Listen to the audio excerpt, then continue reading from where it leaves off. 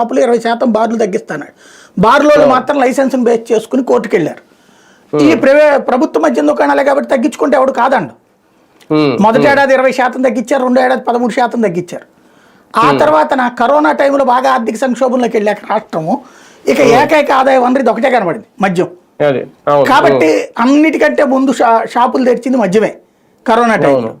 వాస్తవంగా అయితే కనుక మద్య నిషేధ స్ఫూర్తి ఉంటే జగన్మోహన్ రెడ్డికి ఆ రోజున ఇంకా తెరవకుండా ఆపేసే ఉండాల్సి అప్పుడే. ఇక పర్మనెంట్గా మద్యం ఆగిపోయాయి.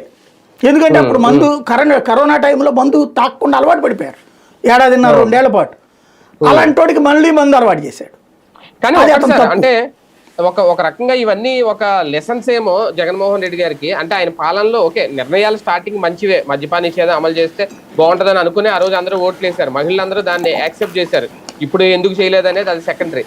కానీ ఒక సరైన ప్రణాళికలో వెళ్ళకపోవడం, ఎందుకంటే డిజిటల్ లావాదేవీలు పెట్టాలంటే పెట్టచ్చు. ఎందుకంటే ఇప్పుడు ఒక సెంట్రల్ గవర్నమెంట్ రైల్వే మన కౌంటర్కి వెళ్తే వాళ్ళు అక్కడ కోడ్ పెడుతున్నారు, క్యూఆర్ కోడ్ చేస్తున్నారు, పెద్ద పెద్ద వాటిల్లో ఉన్నాయి. ఇప్పుడు ఆర్టీసీ బస్సు ఎక్కినా సరే మనం 10 రూపాయల టికెట్ తీసుకోవాలన్నా మనం స్కాన్ చేసి కొట్టచ్చు, ఆ ఫెసిలిటీస్ ఉన్నాయి.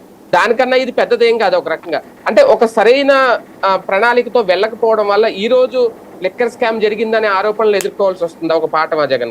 ఏం దాంట్లో ఎలా కావాలనుకుంటే అలా మాట్లాడచ్చు అని చెప్పారు. రైల్వే స్టేషన్లో టికెట్లకి డబ్బులు తీసుకోవట్లేదా?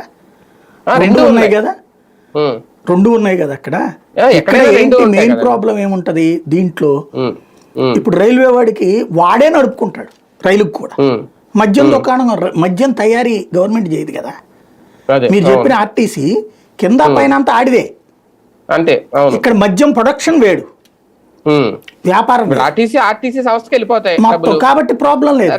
ప్రభుత్వానికి పోతే డబ్బులు రూల్ ప్రకారం ఎక్కడికి పోవాలి? ఈ డబ్బులు ప్రభుత్వం దగ్గరికి కాదు. ప్రభుత్వం ఎంత సిస్టమేటిక్ అంటే